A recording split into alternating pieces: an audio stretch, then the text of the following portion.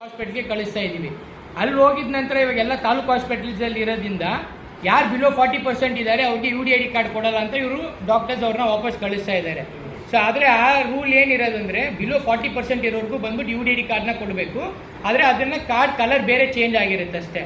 So ಆ basic ಇನ್ಫಾರ್ಮೇಷನ್ನ first ನಾವು local ಲೆವೆಲಲ್ಲಿ ನಾವು ಇದು ಮಾಡಬೇಕಂದ್ರೆ ನಾವು ಲೋಕಲ್ ಲೆವೆಲ್ ಹೆಂಗಿದ್ರು ಆರ್ಗನೈಸೇಷನ್ಸ್ ನಾವು ಅವೇರ್ನೆಸ್ ತಿಳಿಸ್ತಾ ಇದ್ದೀವಿ. ಡಾಕ್ಟರ್ಸ್ ಹತ್ರ ಹೋದಾಗ ಅವ್ರು ಇಲ್ಲ ನಾವು ಮಾಡೋಕ್ಕಾಗಲ್ಲ, ನಾವು UDID ಕಾರ್ಡ್ ಕೊಡೋಂಗಿಲ್ಲ, ಯಾರು ಅಬೋವ್ 40% ಇದ್ದಾರೆ ಅವ್ರಿಗೆ ಕೊಡಬೇಕು ಅಂತ.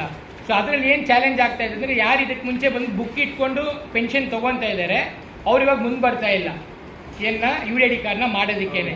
ಏನಕ್ಕಾಗಿ ಅಂದರೆ ಫಸ್ಟ್ ಬಂದ್ಬಿಟ್ಟು ಅವ್ರಿಗೆ 60% ಕೊಟ್ಟಿದ್ದಾರೆ. ಇವಾಗ ಎಲ್ಲ ಅವ್ರ UDID ಕಾರ್ಡ್ ಮಾಡೋಕೆ ಹೋದಾಗ ತಿರ್ಗಿ ಅಸೆಸ್ಮೆಂಟ್ ಮಾಡಿದಾಗ ಬಿಲೋ 40% ಕೊಟ್ಬಿಟ್ರೆ ಅವ್ರಿಗೆ ಪೆನ್ಷನ್ ಬರಲ್ಲ ಅನ್ನೋ ಕಾರಣಕ್ಕಾಗಿ ಅವ್ರು ಏನು ಮಾಡ್ತಾ ಇದ್ದಾರೆ, ನಾವು ಇಲ್ಲ UDID ಕಾರ್ಡ್ನ ಮಾಡೋಕ್ಕಿಲ್ಲ. ಆದರೆ ಗೌರ್ಮೆಂಟ್ ಹಾಸ್ಪಿಟಲ್ಸ್ ಅವ್ರು ಏನು ಕ್ಲಿಯರಾಗಿ ಹೇಳ್ತಾರೆ ಅಂದರೆ ನಾವು UDID ಕಾರ್ಡ್ ಇದು ಮಾಡಿದಾಗ ನಮಗೆ ಒಂದು ಅಸೆಸ್ಮೆಂಟ್ ಇದ್ದಿದ್ರೆ ನಾವು ಪೆನ್ಷನ್ಗೆ ನೆಕ್ಸ್ಟ್, ಯಾಕಂದ್ರೆ ಪೆನ್ಷನ್ ಫಾರ್ಮಲ್ಲಿ ಬಂದ್ಬಿಟ್ಟು ನಾವು ಇದನ್ನು ಸಪೋರ್ಟಿಂಗ್ ಡಾಕ್ಯುಮೆಂಟಾಗಿ ಕೊಡಲೇಬೇಕು, ಇಲ್ಲಾಂದರೆ ಪೆನ್ಷನ್ ಅಪ್ಲೈ ಮಾಡೋಕ್ಕಾಗ್ತಾ ಇಲ್ಲ. ಅವ್ರು ಆ ಕಾರ್ಡ್ಗೆ ಏನು ಹೇಳ್ತಾ ಇದ್ದಾರೆ ಅಂದರೆ ಕಾರ್ಡಿಗೆ ಬಂದ್ಬಿಟ್ಟು ಕಾರ್ಡ್ಗೆ ಸ್ಟಾಕ್ ಇಲ್ಲ. ಹೆಂಗೆ ನಾವು DL ಕಾರ್ಡ್ಸ್ ಎಲ್ಲ ಇದು ಮಾಡಿದಾಗ ನಾವು ಆ ಕಾರ್ಡ್ಗೆ ಇದೆ ಅಂತ ಹೇಳ್ತೀವಿ, ಅದೇ ರೀತಿ ಇದಕ್ಕೂ ನಮಗೆ ಸ್ಟಾಕ್ ಇಲ್ಲ ಅಂತ ಕೊಟ್ಬಿಡಿ. ಕಾರ್ಡ್ ಸ್ಟಾಕ್ ನಮ್ಮ ಸರ್ಕಾರದಲ್ಲಿ ಅಂತ ನಾವು ಕೇಳಿದಾಗ ಒಂದು ವಾರದಲ್ಲಿ ಎಲ್ಲರೂ ಕಾರ್ಡ್ ಬರುತ್ತೆ.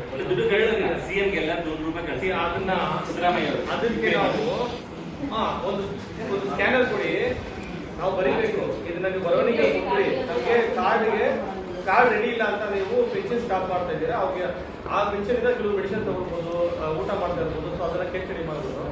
ಇವ್ರು ಹೇಳಿದಾಗ ಒಂದು ಸ್ಕ್ಯಾನರ್ ಕೊಡಿ, ನಾವೆಲ್ಲ ಸ್ಕ್ಯಾನ್ ಮಾಡಿ ನಾವು ಅದನ್ನ ದುಡ್ಡು ಕಳಿಸ್ತೀವಿ ಅಂತ ಒಂದು ಕ್ಯಾಂಪೇನ್ ಬೆಂಗಳೂರಿನಲ್ಲಿ